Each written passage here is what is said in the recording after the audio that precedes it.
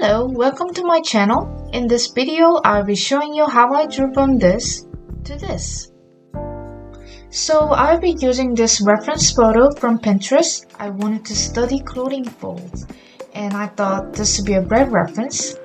I usually start with sketching and do line art and coloring, but this time I wanted to try a little bit different way.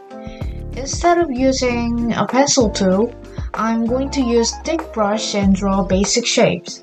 I found it easier to use a thicker brush stroke to avoid working on details and focus on drawing the correct proportion. A lot of times when I do sketching, I find myself focusing on details instead of looking at the entire picture. And later, when I look back on my work, I notice that the proportions are off. Another issue I've been having is that when I start coloring the illustration after the line work, I felt somehow restricted and didn't like the result. I hate to admit that there are a lot of unfinished work saved under my art folder, so I thought it's time to tweak a couple things to improve my drawing skills. Also, I haven't done a lot of drawing from real life or from photographs, and a lot of my old drawings are inspired from anime, so this time I wanted to challenge myself to create realistic or semi-realistic drawings. I still enjoy drawing anime character, but I also want to be able to draw various other subjects other than just anime characters. And I understand that to be able to draw anything without relying on references, I really need to understand actual human anatomy. Of course, not just that, but also other things like color theories and perspective studies. It's funny that it seems that more I dig deeper into art studies, the less I know about the subject. I always thought I was somewhat knowledgeable on that matter. Does anyone feel this way? If you do, please share your thoughts in the comment section. I'll be happy to read them. I've been stuck in an art block for a long time, and my hands still feel quite rusty. I've been trying to keep more consistent with drawing practice.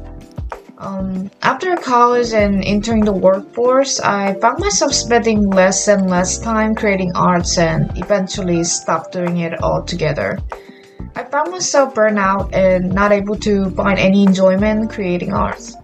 So for 2 years, mostly my routine goes get up, go to work, back from work, eat dinner, take a shower, and spend the rest of the evening checking social media before I go to bed.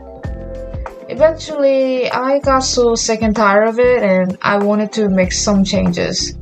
I tried to learn different things and somehow I found myself going back to drawing again. To be honest, it was not easy to draw, especially after not having drawn for a long time. For a couple days, I spent the rest of the time scribbling random lines and circles in the sketchbook. When I attempted to draw something, I had this fear in the back of my mind that whatever I'm about to create is going to be pretty bad and I'll come to hate it. Which of course sounds reasonable since I haven't done any serious drawing for a long time. But I didn't want to give up again, so I looked up some tips from other YouTubers and I would like to share some of the advice I found most helpful to overcome the art block. The first step is to embrace the break. Try new activities. For me, it was going to the gym and exercise.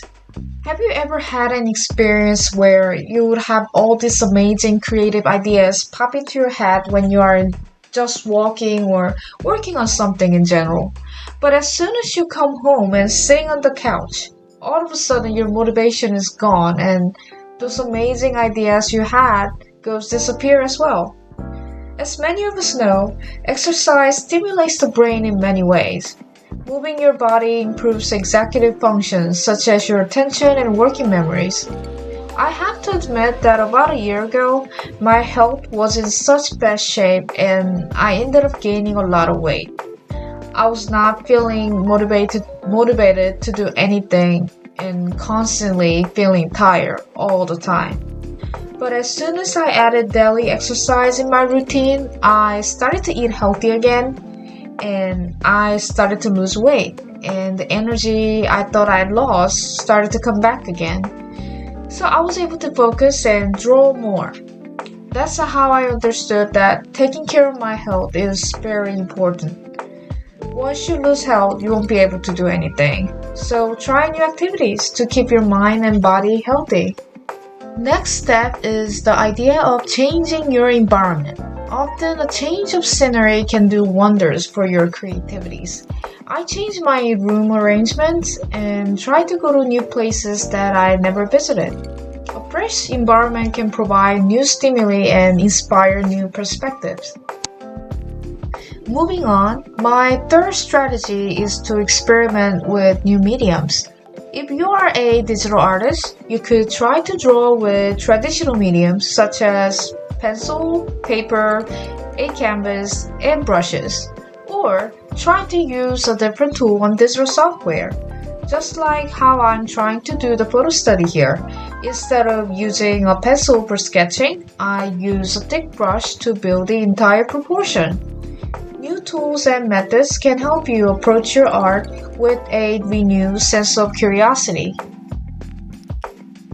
Another effective strategy I found is set small, achievable goals. Instead of focusing on completing a large project, set small, manageable goals.